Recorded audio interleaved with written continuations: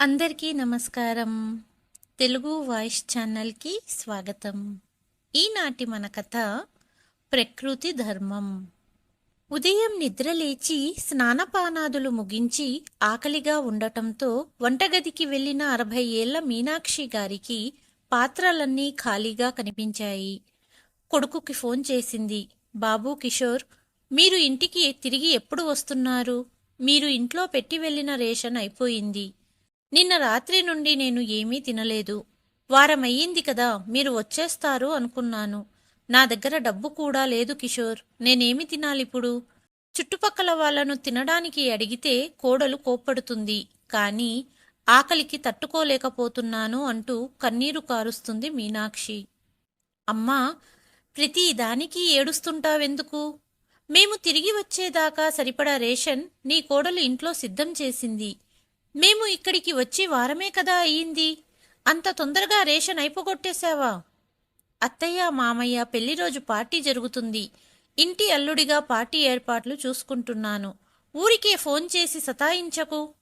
ఎదురింటి సావిత్రమ్మ ఆంటీ వద్ద ఏదన్నా అడిగి తిను, అంతేకాని ఫోన్ చేసి సతాయించకు అని ఫోన్ పెట్టేశాడు కిషోర్. తల్లి తండ్రి పస్తులుండి కూడా పిల్లల కడుపు నింపుతారు.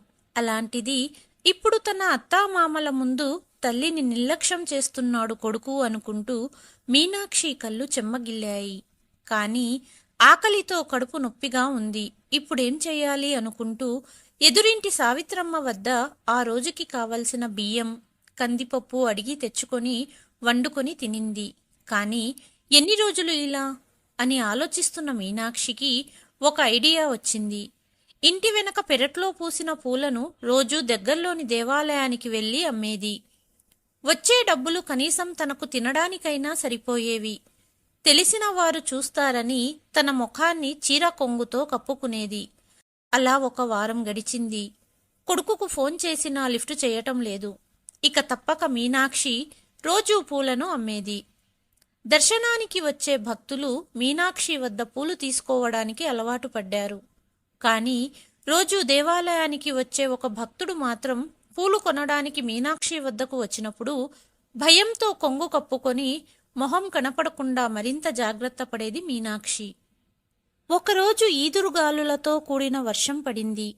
ఆ రోజు దేవాలయానికి ఎవ్వరూ రాలేదు. కాని కడుపు నింపుకోవడానికి పూలను అమ్మాలి అని భక్తుల కోసం ఎదురు చూస్తుంది మీనాక్షి. అంతలో మీనాక్షి ఎవరిని చూసి భయపడుతుందో ఆ మనిషి వచ్చాడు. అతను సరాసరి దేవాలయంలోకి వెళ్లబోతుండగా ఒక్కసారిగా గాలుల తాకిడికి దేవాలయం బయట నిలబడి పూలు అమ్ముతున్న మీనాక్షి చీర కొంగు తలపై నుండి పక్కకు జరిగింది. అదే సమయంలో ఆ మనిషి మీనాక్షిని చూశాడు. అతని కాలి కింద భూమి కదిలిపోయింది.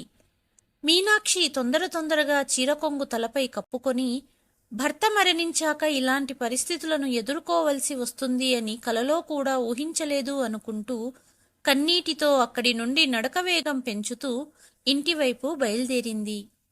అతను మాత్రం ఈవిడేంటి ఇక్కడ అని ఆశ్చర్యంగా చూస్తూ నిలబడ్డాడు. మీనాక్షి చలపతి గారికి కవలలు. ఒక కొడుకు, ఒక కూతురు. కొడుకు కిషోర్, కూతురు కవిత. గవర్నమెంట్ టీచర్గా పనిచేస్తున్న చలపతి గారు 2 పిల్లలను బాగానే చదివించారు. రోజులు గడుస్తూ పిల్లలిద్దరూ పెద్దవాళ్ళయ్యారు. 2 డిగ్రీ చదువుతున్నారు. కూతురు డిగ్రీ చదవడం పూర్తయ్యాక మంచి సంబంధం చూసి పెళ్లి చేశారు. అల్లుడు బిజినెస్ చేస్తాడు. కూతురి పెళ్లి చేశాక కొద్ది రోజుల్లోనే దురదృష్టవశాత్తు చలపతి గారు యాక్సిడెంట్లో మరణించారు. భర్త హఠాన్ మరణంతో మీనాక్షి షాక్కి గురయ్యింది. కానీ జీవితం ముందుకు వెళ్ళాలి కదా. డిగ్రీ పూర్తి చేసిన కిషోర్కు ఒక ప్రైవేటు కంపెనీలో ఉద్యోగం వచ్చింది. ఇక కొడుకుకు పెళ్లి చేయాలని ఆలోచించింది మీనాక్షి. సాయంత్రం ఆఫీసు నుండి వచ్చిన కొడుకుతో, కిషోర్, మంచి అమ్మాయిని చూస్తాను, పెళ్లి చేసుకో అని అడిగింది. తల్లి పెళ్లి ప్రస్తావన తెస్తూనే కిషోర్, అమ్మా, నేను లత ఇద్దరం ప్రేమించుకున్నాం, పెళ్లి చేసుకోవాలనుకుంటున్నామని తల్లితో చెప్పాడు. తను పనిచేస్తున్న కంపెనీ యజమాని కూతురు లత అని, తల్లిదండ్రులకు ఒక్కగానొక్క కూతురు అని అమ్మాయి వివరాలు చెప్పాడు కిషోర్. కానీ కిషోర్, కంపెనీ యజమాని అంటున్నావు, మనం వాళ్ళతో తూగగలమా అనింది తల్లి. పర్వాలేదమ్మా, అవన్నీ మేం చూసుకుంటాంలే అన్నాడు కిషోర్. అటు లత కూడా ఇంట్లో తండ్రితో తను కిషోర్ ప్రేమించుకున్న విషయం చెప్పింది. ఒకనాడు లతా తల్లి తండ్రి కిషోర్ తల్లిని ఇంటికి పిలిచి సంబంధం గురించి మాట్లాడారు. కిషోర్ కూడా లతని ఇష్టపడడంతో రెండు వైపులా పెద్దలు మాట్లాడుకొని కిషోర్ లత వివాహం జరిపించారు. కోడలిగా ఇంట్లో అడుగు పెట్టింది లత. డబ్బున్న కుటుంబం నుండి వచ్చానని లతకు చాలా పొగరు. ఇంట్లో పని చేసేది కాదు. మీనాక్షికి నరాల వీక్నెస్ వలన వంట పని కష్టంగా ఉండేది. అందుకే వంటకు పని మనిషిని పెట్టుకుంది లత. ఇంటి పని మీనాక్షి చూసుకునేది. అత్తగారితో ఎక్కువగా మాట్లాడేది కాదు లత. కేవలం తినడానికి మాత్రమే గది నుండి బయటికి వచ్చేది. ఒకనాడు లతా స్నేహితులను కిట్టి పార్టీ అని ఇంటికి పిలిచింది. ఇంట్లో తాగడం, తినడం, పెద్ద మ్యూజిక్ పెట్టి డ్యాన్సులు చేయడం, ఇల్లంతా గోలగోల చేసింది. పార్టీ అయిపోయాక అందరూ వెళ్ళిపోయారు. మీనాక్షి కోడలి గదికి వెళ్ళింది. లత, ఏంటమ్మా ఇది, మన ఇంటా వంట లేని అలవాటు అని అడిగింది. కాని లత అత్తగారిపై విరుచుకుపడింది. నేను నా ఇష్టమొచ్చినట్టు ఉంటాను, మీరెవరు నన్ను అడగడానికి? అయినా కిషోర్కి ముందే నేను తాగుతాను అని తెలుసు. అనవసరంగా అన్ని విషయాలలో దూరకండి అంటూ అవమానంగా మాట్లాడింది. కోడలు చేసే ప్రతి పని కొడుకు ఒప్పుకున్నప్పుడు తనేమి చెప్పినా కోడలు వినదని ఏమీ మాట్లాడకుండా మౌనంగా వెళ్ళిపోయింది మీనాక్షి. మరుసటి రోజు కవిత తల్లి వద్దకు వచ్చింది. అమ్మా, బిజినెస్లో లాస్ వచ్చిందని మీ అల్లుడుగారు దిగులుగా ఉన్నారు. కాస్త డబ్బుంటే సర్దగలవా అని అడిగింది. కవిత, నీకు డబ్బు ఇవ్వాలని ఉన్నా ఇవ్వలేని పరిస్థితి నాది అంటూ కూతురి ఎదుట కన్నీరు కార్చింది మీనాక్షి. కవిత ఇంటికి రావడమే ఇష్టం లేని లత ఇదంతా విని గది నుండి బయటికి వచ్చి, ఏంటి కవిత, మీ ఆయనకు బిజినెస్లో లాస్ వచ్చిందా? అయ్యయ్యో, అందుకే కాస్త డబ్బున్న వాళ్లను పెళ్లి చేసుకోవాలి అంటూ ఎగతాళిగా మాట్లాడింది. అందుకే నీలాంటి పొగరుబోతును డబ్బు అడగడం లేదు లత అన్నది కవిత. తనను పొగరుబోతూ అన్న కవితను ఎప్పటికీ ఇంటికి రాకుండా చేయాలనుకుంది లత. రోజులు గడుస్తున్నాయి. లతకు కొడుకు పుట్టాడు. కొడుకు నామకరణ ఏర్పాట్లు ఘనంగా చేశారు లత కిషోర్ దంపతులు. చాలా మందిని ఇంటికి పిలిచారు. పార్టీ జరుగుతుండగా తన నెక్లెస్ కనపడడం లేదని పెద్ద డ్రామా చేసింది లత. కవిత తన గదిలోకి వచ్చి వెళ్లటం తను చూసిందని భర్తతో చెప్పింది. భార్య చెప్పడం ఆలస్యం. ఏమీ ఆలోచించకుండా కిషోర్ అందరి ముందు కవిత బ్యాగ్ తెచ్చి తెరిచి చూశాడు. నిజంగానే అందులో డైమండ్ నెక్లెస్ ఉంది. తనను ఇంటికి రానివ్వకూడదని లతా చేసిన పని అని కవితకు అర్థమయ్యింది. తన కూతురు ఇలాంటి పని చెయ్యదని తల్లి చెబుతూనే ఉంది. కానీ కిషోర్ మాత్రం, కవిత, డైమండ్ నెక్లెస్ అడిగితే లత ఇచ్చేది కదా, దొంగతనం చేయాల్సిన అవసరమేముంది అని అడిగాడు. నువ్వు కూడా నేను దొంగతనం చేశానని నమ్ముతున్నావా కిషోర్ అనింది కవిత. పక్కనే ఉన్న లతని చూస్తూ కన్నీళ్లతో, లత, ఈరోజు నీ దగ్గర డబ్బు ఉందని ఎదుటి వారిని తక్కువ చేసి చూస్తున్నావు. భగవంతుడు అందరినీ చూస్తున్నాడు. నువ్వు చేసిన కర్మ తప్పకుండా అనుభవిస్తావు అంటూ ఇంటి నుండి వెళ్ళిపోయింది. దాదాపు 5 సంవత్సరాలు గడిచిపోయింది. తిరిగి పుట్టింటికి రాలేదు కవిత. తల్లికి అప్పుడప్పుడు ఫోన్ చేసేది. ఒకనాడు పుట్టింటి వాళ్ళు లతకు ఫోన్ చేసి తల్లి తండ్రి యానివర్సరీ సెలబ్రేట్ చేస్తున్నామని, వారం రోజులు ముందే కూతురు అల్లుడిని రమ్మన్నారు. సాయంత్రం ఆఫీసు నుండి వచ్చిన భర్తకు విషయం చెప్పి మరుసటి ఉదయం బయలుదేరుదామన్నది లత. వారమంటే అమ్మ ఇబ్బంది పడుతుందేమో అన్నాడు కిషోర్. వారానికి సరిపడా కూరగాయలు, కావలసిన సామాను సిద్ధం చేసి వెళ్దాము. అంతేకాని మీ అమ్మను తీసుకెళ్దామని చెప్పకండి. ఇలాంటి వాళ్లను మా గొప్పోళ్ల ఇళ్లలో పనిమనిషిగా కూడా పెట్టుకోము అనింది లత. కారణం, తనకంటే అత్తగారింటి వాళ్ళు పేదవాళ్ళని తన అభిప్రాయం. అలాగే వయసు కారణంగా మీనాక్షి కాస్త ముసలిదానిలా కనిపిస్తుంది. కొడుకు కోడలు మనవడితో పాటు మరుసటి ఉదయం బయలుదేరడానికి సిద్ధమయ్యారు. నిద్రలేచిన మీనాక్షి గది నుండి బయటకు వచ్చింది. సామానులతో రెడీగా ఉన్న కొడుకు కోడలు మనవడిని చూసి కొడుకును ఇలా అడిగింది. కిషోర్, ఎక్కడికన్నా వెళ్తున్నారా అడిగింది మీనాక్షి. అవునమ్మా, లతా పుట్టింటికి వెళ్తున్నాం. 1 వారంలో తిరిగి వస్తాము అన్నాడు కొడుకు. మరి వారం నేనొక్కదాన్ని ఎలా ఉండాలి? అడిగింది మీనాక్షి. అనుకుంటున్నా. అడగలేదేమిటి అని అనుకుంటున్నా. ఏ, మీరు వస్తారా మాతో పాటు? అది కాదు లత, తినడానికి ఇబ్బంది అవుతుందని అడుగుతున్నాను అనింది మీనాక్షి. వంట ఆవిడను మాన్పించాను. నిన్న సాయంత్రం బజారు వెళ్ళినప్పుడు వంటింట్లో వారానికి సరిపడా కూరగాయలు, కావలసిన సామానులు అన్నీ తీసుకొచ్చాను. అవి ఉపయోగించుకోండి అంటూ బయలుదేరిపోయారు. తల్లిని ఒంటరిగా వదిలి వెళ్తున్న కొడుకును చూస్తూ నిలబడింది మీనాక్షి. వంటింట్లోకి వెళ్లి చూసింది. కేవలం 4-5 బంగాళాదుంపలు, టమోటాలు, ఉల్లిపాయలు తప్ప ఇంకేమీ లేవు. తన తలరాతకు తనే బాధ్యురాలుననుకుంటూ ఉన్న వాటిని వారం ఉపయోగించుకోవాలి అనుకుంది.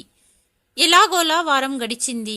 ఉన్న కూరగాయలు అయిపోయాయి. కానీ కొడుకు కోడలు రాలేదు. కడుపు నింపుకోవడానికి మీనాక్షి పూలు అమ్ముకోవలసి వచ్చింది. తన గతాన్ని గుర్తు చేసుకుంటూ ఇంటికి చేరుకున్న మీనాక్షి తలుపు తెరవగానే ఫోన్ రింగ్ అయ్యింది. నిజానికి మీనాక్షి మనసులో అనుకుంటూనే ఉంది కూతురు ఫోన్ చేస్తుందని. హలో అమ్మా, ఎలా ఉన్నావు? కిషోర్ కుటుంబంతో కలిసి తన అత్తగారింటికి వెళ్ళాడు. వారమయ్యింది, ఇంకా ఇంటికి రాలేదు. ఒంటరిగా ఉన్నాను అన్నది మీనాక్షి. కానీ అమ్మా, నీకు నరాల వీక్నెస్ ఉంది, చేతులు వణుకుతాయి కదా, వంట ఎలా వండుకోగలవు అన్నది కవిత. తప్పదు కదా కవిత, ఎలాగోలా చేసుకుంటున్నాను ఏడుస్తూ ఫోన్ పెట్టేసింది మీనాక్షి. మరుసటి ఉదయం డోర్ బెల్లు మోగింది. మీనాక్షి వచ్చి తలుపు తెరిచింది. ఎదురుగా కూతురిని చూసి మీనాక్షి కన్నీరు ఆగలేదు. కవిత అంటూ కూతురిని హత్తుకుంది. 5 సంవత్సరాలకు తల్లి గుర్తొచ్చిందా అంటూ కన్నీళ్లు పెట్టుకుంది మీనాక్షి. నీకు తెలుసు కదమ్మా నేను ఎందుకు రాలేదో. లతా నా మీద దొంగతనం చేశానని వేసిన అభాండం భరించలేకపోయాను, అందుకే రాలేదు. కానీ నువ్వొక్కదానివే ఇబ్బంది పడుతున్నావని తెలిసి రాకుండా ఎలా ఉండగలను అన్నది కవిత. ఏంటత్తయ్య, మమ్మల్ని పరాయి వాళ్ళని చేశారు అన్న గొంతు విని మీనాక్షి అటువైపు చూసింది. అతను ఎవరో కాదు, తన అల్లుడు. అమ్మా, నీకు గుడివద్ద పూలు అమ్ముకోవలసిన అవసరమేముంది? మీ అల్లుడు గారు నిన్ను గుడివద్ద ఆ పరిస్థితిలో చూశానని చెప్పడంతో విషయం తెలిసింది. లేకపోతే పరిస్థితి ఏంటి అన్నది కవిత. అల్లుడుగారు, ఇప్పుడు మీ బిజినెస్ ఎలా నడుస్తుంది అని మీనాక్షి అడగడంతో భగవంతుడి దయవలన చాలా బాగా నడుస్తుందత్తయ్య అన్నాడు అల్లుడు కేశవ్. మీకోసం టీ తెస్తాను అంటూ వంటగదిలోకి వెళ్లిన మీనాక్షికి పాలు లేవని గుర్తులేదు. ఇప్పుడెలా అంటూ తన పరిస్థితికి ఏడుస్తుంది. అంతలో కవిత వంటగదిలోకి వచ్చింది. అమ్మా, బాధపడకు అంటూ కావాల్సిన సామానంతా ఆన్లైన్లో ఆర్డర్ చేసింది. మధ్యాహ్నానికి వంట వండింది కూతురు. అందరూ కలిసి కడుపు నిండా తిన్నారు. అంతలో మీనాక్షి తిన్నావా? ఎదురింటి సావిత్రమ్మ వచ్చింది. కవితను గుర్తుపట్టిన ఆవిడ, కవిత ఎలా ఉన్నావు? నేను బాగున్నానాంటీ, మీరెలా ఉన్నారు అడిగింది కవిత. నేను బాగున్నానమ్మా. మీ అమ్మ పరిస్థితి చూశావు కదా. భర్త పెన్షన్ వస్తున్నా 3 పూటలా తిండి దొరకదు మీనాక్షికి. డబ్బంతా కోడలే తీసుకుంటుంది. నేను కూడా ఈ పరిస్థితి అనుభవించాను. నా పెన్షన్ డబ్బులు కొడుకు కోడలు తీసుకునేవారు. కానీ నేను వాళ్లతో గొడవపడి నా పెన్షన్ నా చేతికి వచ్చేలా చేశాను. అందుకే నా కొడుకు కోడలు ఇంట్లో నుండి వెళ్ళిపోయారు. ఒంటరిగా ఉంటున్నాను, కానీ ఒకరితో మాట పడకుండా ఉంటున్నాను. కానీ పాపం మీనాక్షి రోజూ ఆ కోడలికి సేవలు చేయాలి, అలాగే కోడలితో మాటలు పడాలి అన్నది సావిత్రమ్మ. అమ్మా, ఆంటీ చెప్పేది నిజమా అడిగింది కవిత. మౌనంగా కన్నీరు కారుస్తుంది మీనాక్షి. అమ్మా, ఈ ఇల్లు నాన్న కష్టార్జితం. ఇప్పుడు ఇంటిపై నీకే హక్కు ఉంది. నాన్న పెన్షన్ కూడా వస్తుంది, అలాగే ఇంటి బాడుగలు వస్తాయి. అయినా ఎందుకు నువ్వు ఎదురు తిరగలేవు అన్నది కవిత. కొడుకు ఎక్కడ దూరం అవుతాడో అన్న భయం అన్నది మీనాక్షి. తల్లిని ఒంటరిగా వదిలేసి తల్లిని పట్టించుకోని కొడుకు గురించి ఆలోచిస్తున్నావా అన్నది కవిత. కూతురి మాటలు తల్లిని ఆలోచింపచేశాయి. ఎప్పుడూ తల్లిని తిన్నావా అని కూడా అడగడు కిషోర్. ఎప్పుడూ ఇంట్లో గొడవ వచ్చినా భార్యనే సపోర్ట్ చేస్తాడు. అలాంటి కొడుకు గురించి నేను ఎందుకు ఇంతలా ఆలోచిస్తున్నాను అని తన అల్లుడికి తెలిసిన లాయర్ని పిలిపించింది. జరిగినదంతా లాయర్తో చెప్పింది మీనాక్షి. వెంటనే ఇంటి డాక్యుమెంట్స్లో నామినీగా కూతురు కవిత పేరును మార్చింది. మరుసటి ఉదయం కొడుకు కోడలు వచ్చారు. ఇంట్లో కవితను చూసి ఆశ్చర్యపోయారు. ఏ కవిత, మేము ఇంట్లో లేనప్పుడు మా వెనుక ఇదంతా చేస్తున్నారా తల్లి కూతురు? జన్మలో మా ముఖాలు చూడను అన్నావు. ఇప్పుడు నా ఇంట్లో అడుగు పెట్టడానికి సిగ్గులేదా అన్నది లత. నీ ఇల్లా? ఏది నీ ఇల్లు? ఈ ఇల్లు నా తల్లిది. గొడవ అయ్యింది మీతో, అమ్మతో కాదు. నేను నా ఇష్టం వచ్చినప్పుడు నా తల్లి ఇంటికి వస్తాను. నువ్వెవరు నన్ను అడగడానికి అన్నది కవిత. ఎంత ధైర్యం! నా ఇంటికి వచ్చి నాపైనే గట్టిగా అరుస్తున్నావు అంటూ కవితపై చెయ్యెత్తింది లత. వెంటనే చెల్లుమనే శబ్దం. ఇంటికొచ్చిన ఆడపడుచుపై చెయ్యెత్తుతావా అంటూ మీనాక్షి లతా చెంప పగలగొట్టింది. అమ్మా, నా భార్యను కొట్టడానికి ఎంత ధైర్యం అంటూ కిషోర్ తల్లిపై కేకలు వేశాడు. కిషోర్ చెంప కూడా పగలగొట్టింది తల్లి. నా ఇంట్లోనే నన్ను అడుక్కునేదానిని చేశారు. ప్రతీ నెల నా పెన్షన్ నీ భార్య చేతికి ఇస్తావు. ₹1 కోసం కూడా నేను ప్రతీ నెల నీ భార్య ముందు చెయ్యి చాచాలా? ఈ ఇల్లు నాది. ఇద్దరూ బయటికెళ్ళండి అంటూ గట్టిగా అరిచింది మీనాక్షి. అమ్మా, మర్చిపోకు, ఎప్పటికైనా కొడుకు ఇంటికి చేరవలసిన దానివే. అయినా ఇన్ని రోజులు లేనిది నీ కూతురిని చూసి అంత ధైర్యం వచ్చిందా నీకు అన్నాడు కిషోర్. బెదిరిస్తున్నావా? కొడుకును దూరం చేసుకోలేక ఇన్ని రోజులు మౌనంగా ఉన్నాను. కానీ నేను చచ్చినా పర్వాలేదు అని ఈ వయసులో నన్ను ఒంటరిగా వదిలేసి వెళ్ళిపోయావు కదా. ఇలాంటి కొడుకు ఉన్నా లేకున్నా ఒక్కటే అంటూ కళ్ళ వెంట నీరు కారుతున్నాయి మీనాక్షికి. నామినీగా నీ తర్వాత ఇంటిపై నాకు అధికారం ఉంది అన్నాడు కిషోర్. ఇప్పుడు మీరు ఆ హక్కును కోల్పోయారు కిషోర్. తల్లి పెన్షన్ తల్లికి దక్కకుండా చేశారు. ఇది చట్టానికి వ్యతిరేకం. కేవలం 2 రోజుల్లో ఇల్లు ఖాళీ చెయ్యండి, లేదా జైలుకు వెళ్లవలసి వస్తుంది అంటూ కోర్టు నోటీసులు, అలాగే ఇంటి డాక్యుమెంట్స్ కాపీ చేతిలో పెట్టాడు లాయర్. అందులో నామినీగా కవిత పేరు చూసి షాక్ అయ్యాడు కిషోర్. దాదాపు 80 లక్షలు పలికే ఇల్లు వదులుకోవడం ఇష్టం లేక, ఇదేంటమ్మా ఇలా చేశావు అంటూ భార్యకు సైగ చేశాడు. వెంటనే తల్లి కాళ్ల మీద పడ్డారు ఇద్దరు. మేము చేసింది తప్పే కాని ఇంటి నుండి పంపించకు అన్నాడు కొడుకు. సావిత్రమ్మ చెప్పింది కరెక్టే. ఇన్ని రోజులు నేను మాట్లాడనందుకు నా పెన్షన్ తీసుకుంటూ నా ఇంట్లోనే నన్ను పనిమనిషిని చేశారు. మీ ముఖాలు కూడా చూడడం నాకిష్టం లేదు, వెళ్ళిపోండి అంటూ కూతురి చేతి సహాయంతో గదిలోకి వెళ్ళిపోయింది మీనాక్షి. 2 రోజులు గడిచాయి. కిషోర్, లత కలిసి బాడిగ ఇల్లు వెతుక్కొని వెళ్ళిపోయారు. లత తన ఇంటికి వెళ్దాము అనింది, కానీ కిషోర్ ఒప్పుకోలేదు. ఇక ఇటు కవిత తన ఇంటికి బయలుదేరింది. తల్లిని తనతో రమ్మనింది, కానీ మీనాక్షి భర్త జ్ఞాపకాలు గల ఇంటిని వదిలి వెళ్ళలేదు. పై 2 పోర్షన్లు బాడుగకి ఇచ్చి తల్లిని చూసుకోవడానికి ఇంట్లో ఒక పనిమనిషిని పెట్టి భర్తతో కలిసి కవిత తన ఇంటికి వెళ్ళిపోయింది. ఇప్పుడు 3 పూటలా బలమైన ఆహారం తీసుకుంటూ వేలకు మందులు వేసుకోవడం వలన మీనాక్షి గారు ఆరోగ్యంగా ఉన్నారు. ఎదురింటి సావిత్రమ్మతో కలిసి పుణ్యక్షేత్రాలకు వెళ్ళేది. కొడుకుతో సంబంధాలన్నీ తెంపుకుంది మీనాక్షి. రోజులు గడుస్తున్నాయి.